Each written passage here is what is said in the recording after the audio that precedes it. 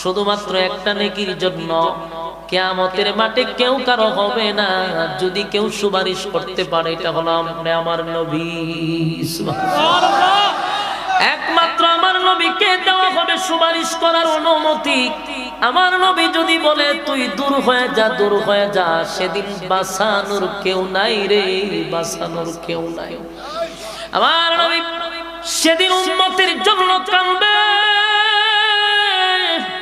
উম্মতরে জাহান্নাম থেকে বাঁচানোর জন্য দুনিয়াতে যেমন কাঁদছে, পরকালেও আমার নবী কাঁদবে।